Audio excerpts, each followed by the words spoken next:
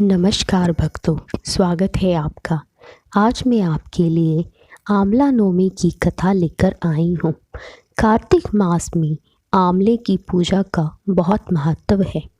कार्तिक मास के शुक्ल पक्ष की नवमी तिथि को आंवला पूजन का विशेष महत्व है। इस दिन स्त्रियाँ मिलकर आंवले के पेड़ के नीचे भोजन करती हैं। इस दिन आंवला नवमी की कथा सुनने का विशेष महत्व भी माना गया है।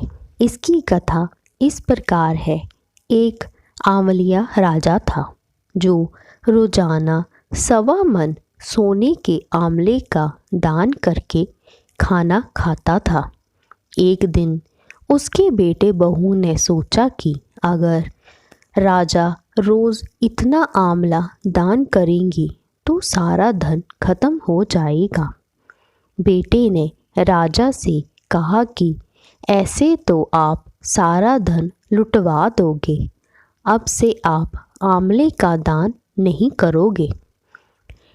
बेटे की बात सुनकर राजा रानी बहुत दुखी हुए और बेटे बहू ने उन्हें महल से निकाल दिया। राजा रानी दुख के मारे उजाड़ खेत में जाकर बैठ गए। उन्हें वहाँ भूखे प्यासे बैठे हुए 7 दिन बीत गए। राजा जब तक आंवले का दान नहीं करता था वह भोजन नहीं करता था। राजा आंवला दान नहीं कर सका और आंवला दान किए बिना खाना कैसे खाए। जब भगवान ने सोचा कि अगर मैं इनका सत्य नहीं रखूँगा तो दुनिया में कोई मुझे नहीं मानेगा।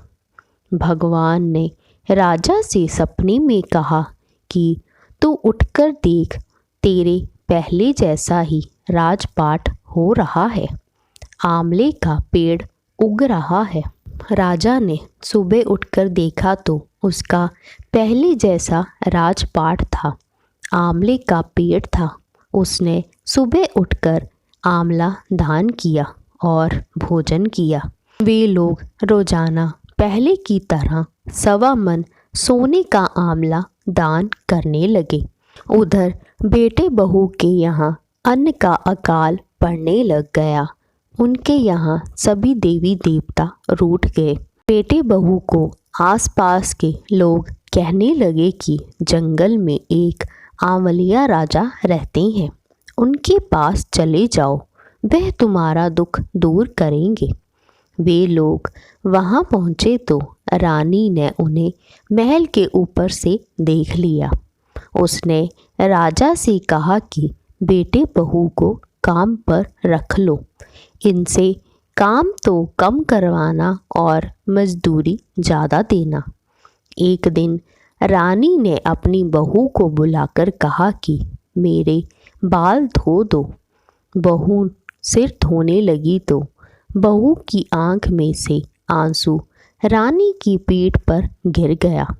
रानी ने पूछा कि बहू, तू रोने कैसे लगी, क्या बात है, मुझे बता। बहू बोली कि मेरी सास की पीठ पर भी एक ऐसा ही मसा था, वह भी 1.25 मन आंवला रोज़ाना दान करती थी। हमने उन्हें आंवला दान करने नहीं दिया और घर से निकाल दिया।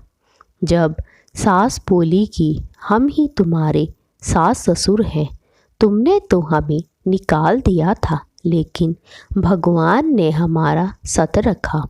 हे भगवान, जैसे राजा रानी का सत रखा वैसे सबका रखना। इस प्रकार आंवला नवमी की कथा समाप्त होती है।